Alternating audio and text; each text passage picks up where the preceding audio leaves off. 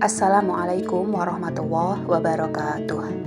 Diketahui ada seorang lelaki Yahudi yang tinggal di kota Syam. Setiap harinya, ia mengisi hari Sabat untuk mempelajari sebuah kitab Taurat. Ia menemukan dalam kitab Taurat itu ayat-ayat yang menyebutkan tentang keagungan dan keadaan Nabi Muhammad SAW.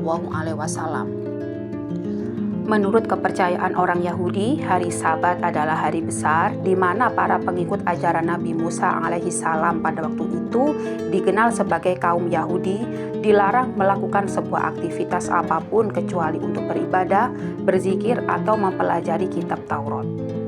Kepada jamaahnya bahwa Nabi Muhammad SAW adalah seseorang yang pendusta.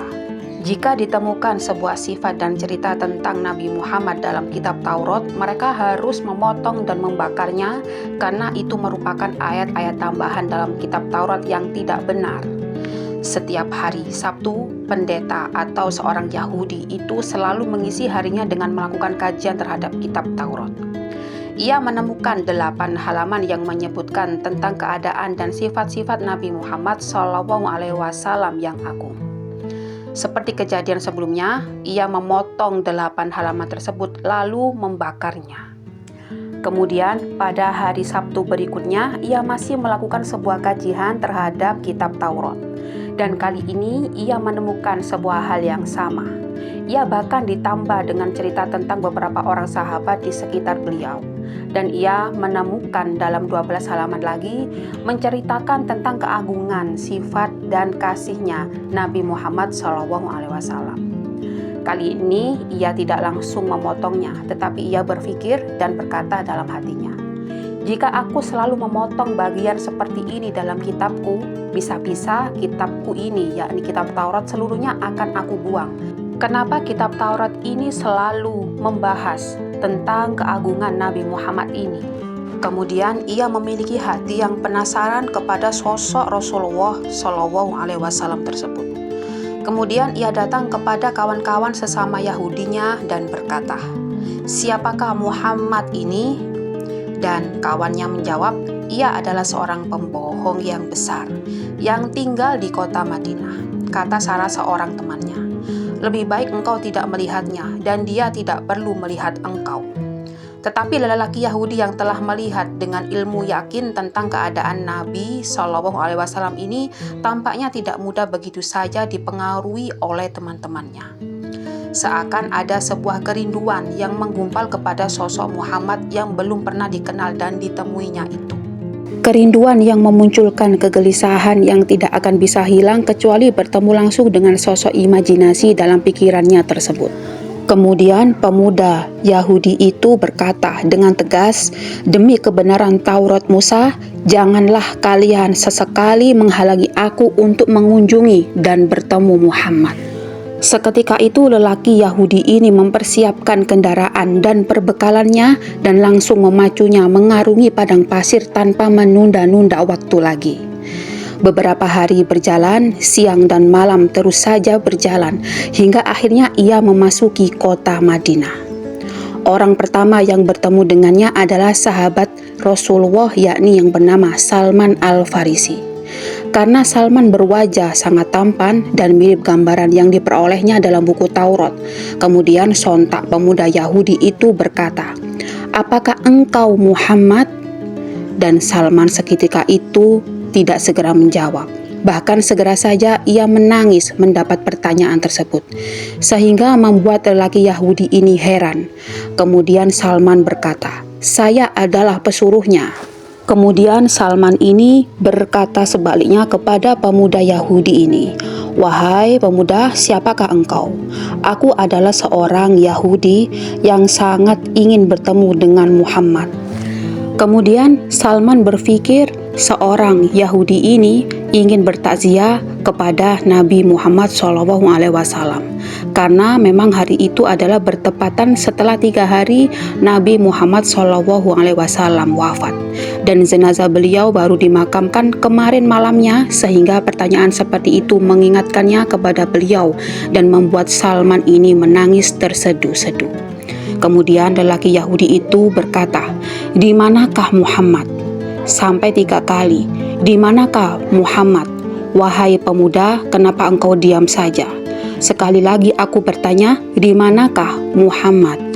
Akhirnya Salman ini tidak terlalu banyak bicara. Langsung lelaki Yahudi tersebut dibawa Salman ke sebuah masjid.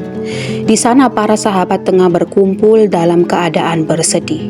Ketika tiba di pintu masjid, lelaki Yahudi ini berseru agak keras, "Assalamualaikum ya Muhammad." Sontak para sahabat Nabi ini yang menjawab, "Salam." Pemuda Yahudi ini, ia mengira Nabi Muhammad SAW ada di antara kumpulan para sahabat tersebut. Tetapi sekali lagi ia melihat reaksi yang mengherankan. Beberapa orang pecah tangisnya, beberapa lainnya makin senggukan dalam kesedihannya, meliputi wajah-wajah mereka. Salah seorang sahabat berkata, "Wahai orang asing, siapakah engkau ini? Sungguh engkau telah memperbaharui luka hati kami. Apakah kamu belum tahu bahwa beliau telah wafat 3 hari yang lalu?" Seketika itu lelaki Yahudi tersebut berteriak penuh dengan rasa sedih. Kemudian lelaki Yahudi tersebut menangis terseduh-seduh, tenggelam dalam kesedihannya sendiri, seakan teringat sesuatu. Tiba-tiba ia berkata, "Apakah Ali berada di sini, sehingga ia bisa menyebutkan sifat-sifatnya kepadaku?" "Wahai Ali bin Abi Thalib, ada seseorang Yahudi yang tengah mencarimu." Kemudian Ali bin Abi Thalib berkata, "Rasulullah SAW itu tidak tinggi dan tidak pendek. Kepalanya bulat, dahinya lebar, kedua matanya sangat tajam. Kedua alisnya tebal. Bila beliau tertawa, keluar cahaya dari segala sela-sela giginya. Dadanya berbulu, telapak tangannya berisi, telapak kakinya cekung, lebar langkahnya, dan di antara 2 belikat beliau ada tanda Hatamun Nubuwah." Sontak dalam hati lelaki Yahudi ini berkata, "Kenapa ciri-cirinya seperti yang aku baca dalam kitabku, yakni kitab Taurat?" "Wahai Ali, engkau benar sekali." Lelaki Yahudi itu menjawab, "Seperti itulah ciri-ciri Nabi Muhammad yang disebutkan dalam kitabku, yakni kitab Taurat. Apakah masih ada sisa baju beliau sehingga aku bisa menciumnya?" Lalu Ali bin Abi Thalib menjawab, "Masih." Kemudian ia meminta tolong kepada Salman untuk mengambil jubah Rasulullah SAW yang tengah disimpan oleh Fatimah Az-Zahra, istrinya dan putri kesayangannya Nabi Muhammad SAW. Kemudian Salman segera bangkit menuju tempat kediaman Fatimah. Di depan pintu rumahnya ia mendengar tangisan Hasan dan Husain, cucu kecintaan Rasulullah SAW. Sambil mengetuk pintu, Salman berkata, "Wahai tempat kebanggaan para nabi, wahai tempat hiasan para wali, siapakah yang mengetuk pintu orang yatim?" Fatimah menyahut dari dalam, "Saya Salman," kata Salman. Kemudian ia menyebutkan maksud kedatangannya sesuai yang dipesankan oleh Ali bin Abi Thalib kala itu. "Siapakah yang akan memakai jubah ayahku?" kata Fatimah sambil menangis terseduh-seduh. Kemudian Salman menceritakan peristiwa berkaitan dengan lelaki Yahudi tersebut. Lalu Fatimah mengeluarkan jubah Rasulullah yang terdapat 7 tambalan dengan tali serat kurma dan menyerahkannya kepada Salman, yang langsung membawanya ke masjid. Setelah menerima jubah tersebut dari Salman, Ali menciumnya diiringi haru dan tangis hingga sembab matanya.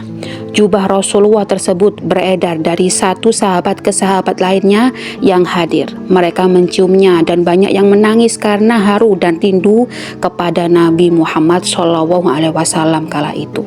Kemudian yang terakhir, giliran pemuda Yahudi inilah yang menerima jubah dari Rasulullah SAW tersebut. Lelaki Yahudi ini sontak mencium dan mendekap erat jubah Nabi Muhammad SAW dan berkata, "Betapa harumnya jubah ini." Tak lama kemudian lelaki Yahudi tersebut terkulai jatuh dan meninggal dunia. Ali dan para sahabat lainnya ikut terharu dan sedih melihat keadaan si Yahudi tersebut. Tetapi mereka tetap menghormati walaupun ia tidak termasuk dalam agama mereka. Kemudian para sahabat Nabi ini segera memandikan dan mengurus jenazah lelaki Yahudi ini dan memakamkannya di Baqi. Kemudian lelaki Yahudi ini bukanlah termasuk sahabat Nabi Muhammad SAW. Bahkan dalam keislamannya tersebut belum satu pun sholat atau kefarduan lain yang dilakukannya. Tetapi kecintaan dan kerinduannya kepada baginda Rasulullah Muhammad membuatnya pantas kalau ia dimakamkan di Baqi dan disandingkan dengan para sahabat beliau lainnya.